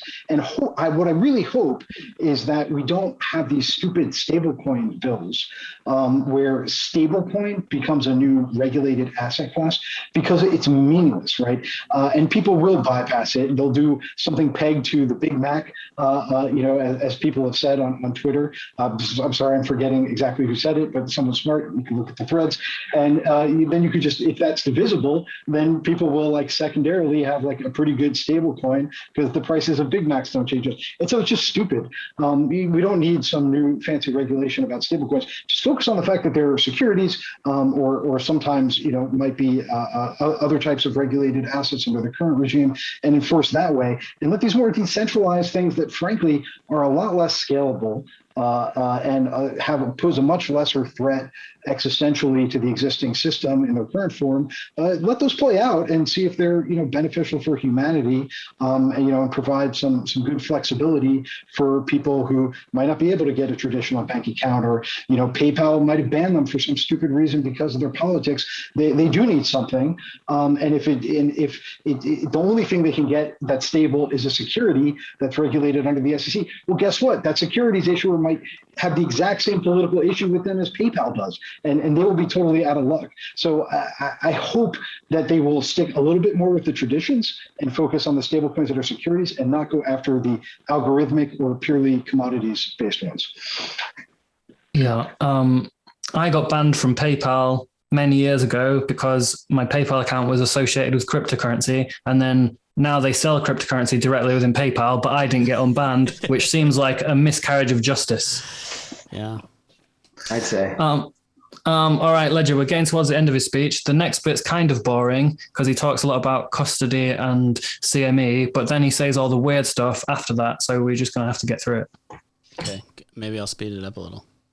Look forward to my colleagues on the President's Working Group led by Secretary Yellen. We're doing a project and report in this area. Next, I just want to mention something about investment vehicles. That's too fast. Investors may want exposure to this asset class, but not do it directly. Do it through some collective investment vehicle. We do it in the equity market. We do it in the bond markets. People might want it here. Well, there are some vehicles that already exist. There's one that's been around for about 8 years that's over $20 billion in size. Also, there's a number of mutual funds that are investing in what's called Bitcoin futures on the Chicago Mercantile Exchange, and that's overseeing the Bitcoin futures by our sibling agency, the Commodity Futures Trading Commission. I anticipate there'll be filings with our agency with regard to exchange traded funds. We have some already, but I anticipate we'll have some new ones under what's called the Investment Company Act. And when combined with other federal laws, the 40 Act provides significant investor protections. And given these important protections, I look forward to seeing what staff says about these filings coming forward related to these regulated Bitcoin futures trading on the Chicago Mercantile Exchange. Let me say we also have another little work stream at the SEC, but it's important. It's about custody of crypto assets, and the SEC put out to comment to the public to understand how best to ensure for custody protections, because this is an area where there's a lot of theft. Let me just say before I conclude, I'd like to note that we have taken and will continue to take our authorities as far as they can go. And certain rules related to crypto assets are well settled. For instance, the test to determine whether crypto asset is a security is clear. Now, some in the industry would say it's not clear enough, but I would say I agree with Jay Clayton. It's clear in this regard. There are some gaps in this space, though. I do think we need additional congressional authorities to prevent transactions, products, and platforms falling between regulatory cracks. I also think we need more resources. We could double or triple the number of people we have working on this at the SEC and still probably not fully cover this field. We stand ready to work with Congress, the administration, our fellow regulators around the globe, and partner up. We stand ready to hear from the entrepreneurs and technologists in the field as to what's working and what's not. But in my view, the legislative priority should be around these platforms, the trading, lending, decentralized finance. Regulators would benefit from additional authorities in this space. We can also attach things around sanctions and tax collection and tax compliance. And anti-money laundering. So it's about all the policy suites right there. Now, right now, large parts of the field of crypto are sitting astride, not operating within regulatory frameworks that protect investors and consumers, guard against illicit activity, ensure for financial stability, and yes, protect national security. Standing astride isn't a sustainable place to be. Technologies for generations have come along. They might stand astride public policy for a while, but for those who want to encourage innovations in any field, but if you're encouraging in crypto, I'd like to note that financial innovations throughout history don't long thrive outside our public policy frameworks. And I would also note to some that are thinking of investing in this space, private monies also often fail. And one could study a little bit of history in the US. We had a lot of private monies during the wildcat banking era of the mid-19th century. But back to the heart of this. The heart of finance is trust. That ensures for our national security here, our financial security, but also around the globe. And at the heart of the trust in our financial sector and in markets is investor protection. If the field is going to continue or reach any of the potentials to be a catalyst for change, that whether it was Nakamoto's vision or any individual listener's vision, I think we better bring this into our public policy framework. So I thank you. I look forward to Paul's questions. Thanks, Gary. Thanks for coming on Up Only TV, Gary. So the stuff about CME, I didn't care about too much, and the stuff about custody, I just sort of stopped listening to him for a little while. But I thought there was towards the end some interesting statements that I can pull out a little bit. One was just like he just outright said, "We don't have enough staff." I like that bit. It was just like in case you didn't get that this is a plea for funding, I'm going to specifically say we're understaffed and there's like certain areas we just cannot cover. Even with 3 and 4 times more funding, I think he said they would still be understaffed which is really wild. There was like a funny follow-up question that said, but don't you do other stuff besides enforce against the crypto space? Maybe they should make a proposal to Uniswap now. Uniswap's got plenty of money. They staff them up. If Uniswap will fund the SEC, they would give Uniswap immunity, and then they can go after everyone else, and Uniswap can be the king DEX. Look, if that happens, I'll buy Uniswap. Like that's like I'm not gonna hate the player or the game. I'll just participate in it, whatever. The other thing that I thought was interesting is he said, in my view, the legislative priority should center on crypto trading, lending, and DeFi platforms. And that regulators would benefit from additional plenary authority to write rules for and attach guardrails to crypto trading and lending. I think it's interesting that he treats crypto trading and lending and DeFi as a different thing because they potentially, in his eyes, have different solutions, and decentralized finance needs to be approached differently because the traditional sort of things in the SEC's arsenal might not work effectively for it. But it also gives a sort of an additional tell into where they're focusing their attention, as well as the things that Uniswap have done, removing the synthetic assets as well. I'm going to unpause and pause my video. With the synthetic assets, so you can see it's going to be sort of money markets, DEXs, synthetic assets, and places to trade synthetic assets are all going to be under a bit of scrutiny. Yeah, I don't know. Sarah, what do you think about that one? I mean, yeah, he's so I'd say that even before Gensler, became chairman, he has been alluding for years in his congressional testimonies that he's really focused on exchanges. And to Gabe's earlier point, that is, on his current resource budget, though he wants more an effective means. But what do you think he will? So, I wonder what you like, what do you think their end game is? I don't actually know yet. I mean, I do have, certain situations I'm involved in that I think will culminate in SEC discussions, but it's unclear to me what their ask is, right? Previously, if it were a year, half a year ago, I would say, well, for any token they think it's a security, they're going to want to basically try to destroy that token because they don't really think that there's a compliance path. Now, he did specifically mention SEC registration, so maybe he thinks that there is a compliance path. Does he think that a DEX could become an SEC registered securities exchange?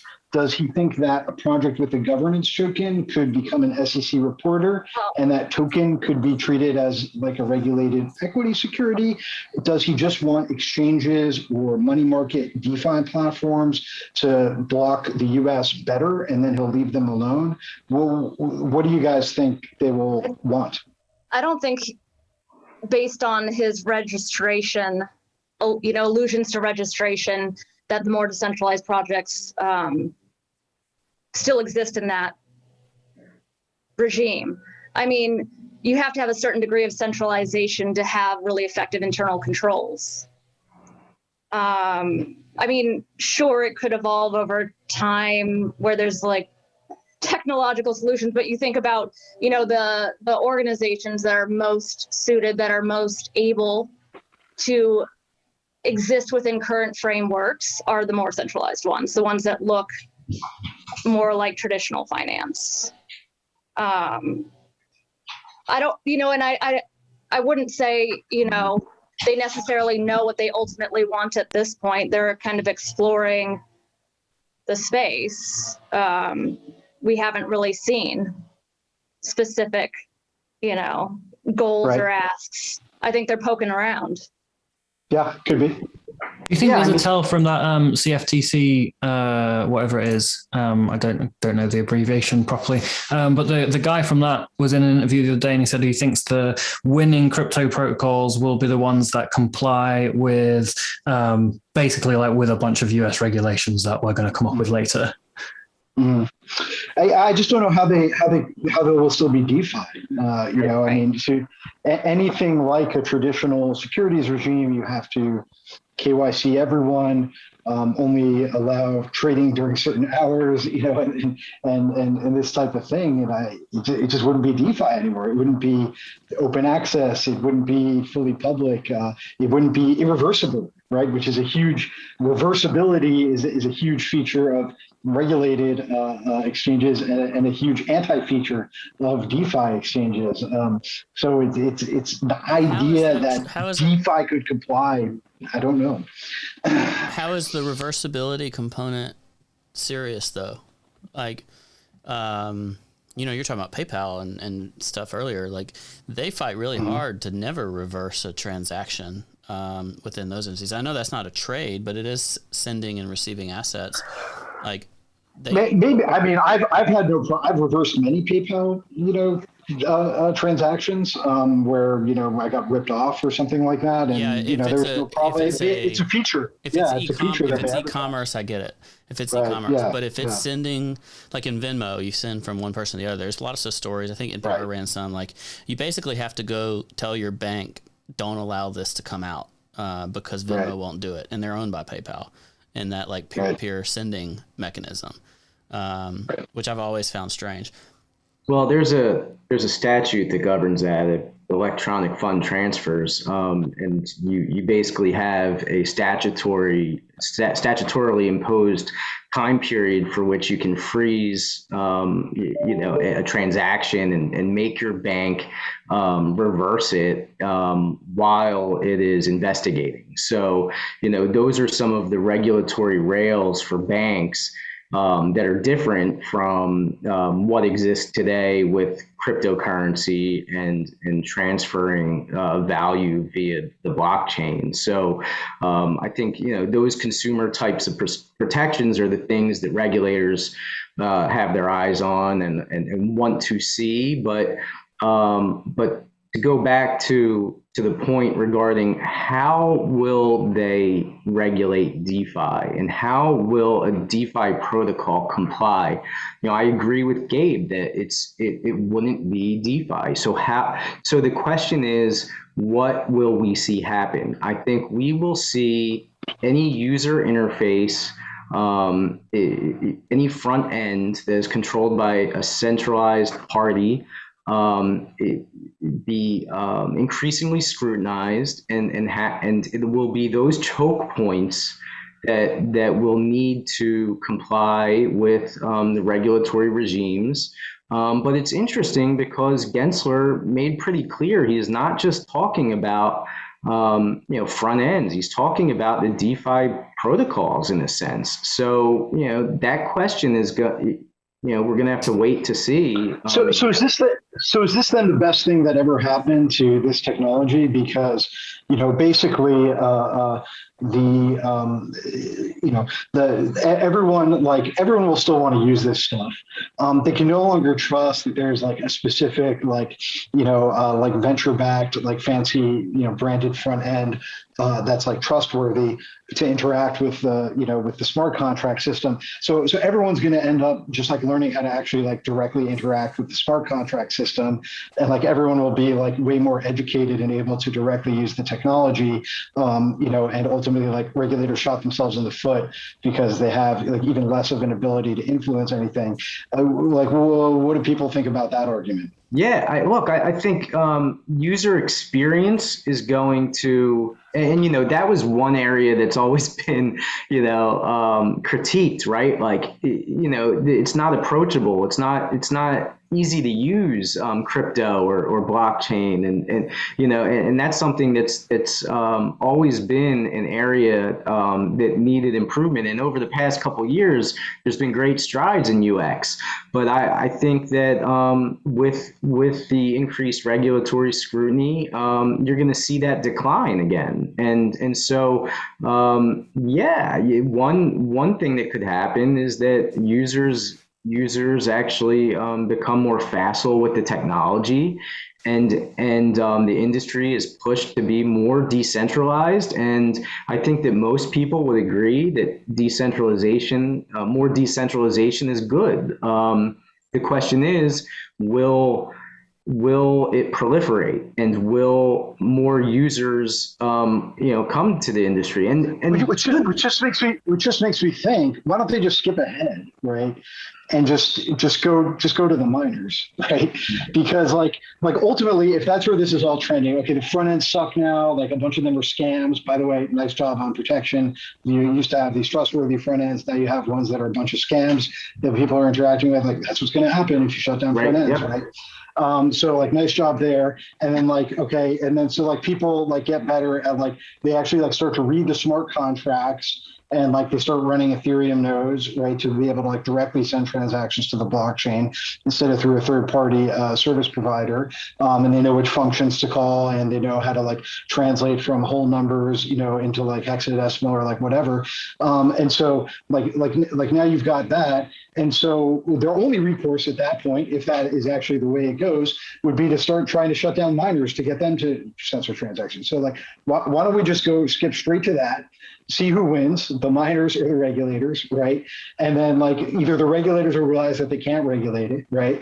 Or the miners will realize they're a lot more scared of regulators than they thought they should be, and will realize like we need a different solution or something, and we'll move beyond it, and like that would, to me, that would ultimately be the best, right? And like waste the least money, waste the least time, harm the fewest people, right? As opposed to like going after software builders who are just like setting up some software and deploying it to the blockchain. Sure, they're making some money from it, but like they could go away and it would still keep going, right? So I don't know. I question the wisdom of, let's go after 1,000 different software development teams to try to shut this down, because I just don't think it's going to be effective.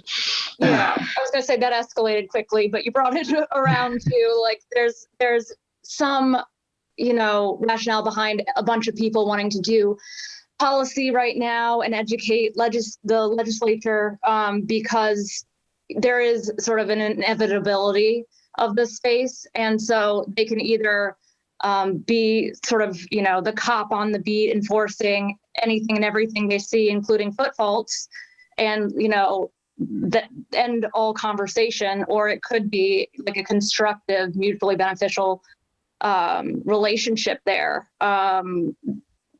But yeah, it feels very, when you talk about these projects can't exist or this tech can't exist in this regulatory regime, it feels very zero-sum to interact with regulators. I personally think that one of the things that is massively hindered is the front end experience through like a mobile experience, which has to be centralized and registered through like an app store, because the choke points are singular through like Apple or whoever else. And that has a chance to really curtail adoption, as over the next couple of years, we're really expecting that type of adoption, and we'd lose it under this type of scenario. The final thing that he says that I thought was interesting, well, maybe there's two things left. He says, right now, large parts of crypto are sitting outside of and not operating within regulatory frameworks that protect investors and consumers, guard against illicit activity, and ensure financial stability, and protect national security, of course, very important. And standing astride is not a sustainable place to be. For those who want to encourage innovation, he likes to note that innovation and industry has not long thrived outside of public policy frameworks. And I can probably point you to the heroin trade to say that that's not true, Mr. Gensler, but drug trade's doing really well, and that's not within the public policy frameworks. However, if we're restricting it to finance, then maybe you're right, because I don't have as much sort of experience with finance as I do with drugs. But then he says, at the heart of finance is trust. And at the heart of trust in markets is investor protection, which is really interesting, because the heart of finance is trust. He would say the heart of finance is trust, but the heart of finance is trust. And it's interesting that the heart of like blockchain finance, the heart of like decentralized money, is definitely not trust. It's like it's removing the requirement for trust. And he says that the heart of trust in markets is investor protection. And I kind of understand where he's coming from, right? He wants there to be strict rules for people that are in charge of money to have to adhere by. And if you break those rules, you get in trouble. But you saw with the financial crisis that often people that are put in positions of power like exploit that power, don't follow the rules, they find ways to skirt the rules. And in my opinion, a more sustainable and superior future is one in which you do not have to trust anybody in order for the financial system to run as you expect it to. If you want to take a loan from someone, there should not be a middleman who goes, well, I'm going to look at your financial data and I'm going to up your interest on this point in the future because I know that I can and I know I can get away with it or whatever. And there shouldn't be some people in bankers, like a group of bankers in a really big building in Canary Wharf or whatever the financial district of New York is called, who are conspiring together while on significant amount of uppers, trying to figure out a way to exploit their customers in order to hit some sort of profit margins in order to get bonuses at the end of the year. Instead, I prefer a financial system where you're able to like look at some code and understand how your loan is going to be executed and that no one can fuck with that loan. Like Uniswap, you know how the transaction is going to be executed, minus Edgar reorging the chain to like fuck you around or something. But in general, there is a contract that's written. There's like a smart contract. It has some code. It will execute as it is expected to execute. And no one can even change that contract because they've deployed it. They've left it alone. Right. I trust that much more by the way, for the Robinhood. SEC, right. So for the SEC staffers watching, that's not Edgar, the SEC reporting system. That's Edgar, the Mev expert on Twitter. just wanted to have, I'm sure some SEC staffers are watching. So I just trust that system much more than like the people at Robinhood going, oh, we're going to maybe we're going to let someone trade before you now, or we're going to fucking sell all your trades to someone else, or maybe we'll actually just close trading today because we felt like it. And at the heart of finance is not trust. The problem with finance is that you have to trust these people that I just don't trust. And a superior system minimizes that trust. And that's maybe why the SEC and crypto just won't ever get along if they think like the heart of finance is trust. Maybe the purest form of trust is the lack of it. It absolutely is a paradigm clash. I mean, you express it very, very eloquently. And I do think that his remarks kind of missed the point there.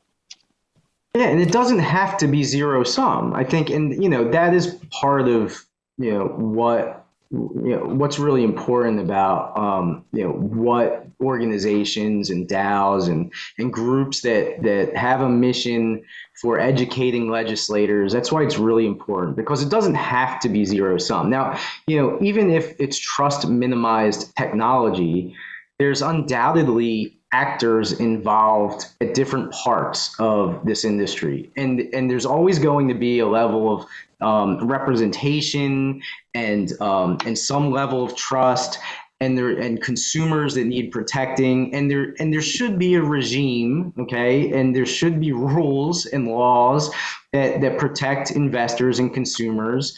And the question is, and the challenge presented is, what problems are we solving for? Because if we're using an old regime that solves for problems that might not exist in this particular industry, then it's the wrong regime.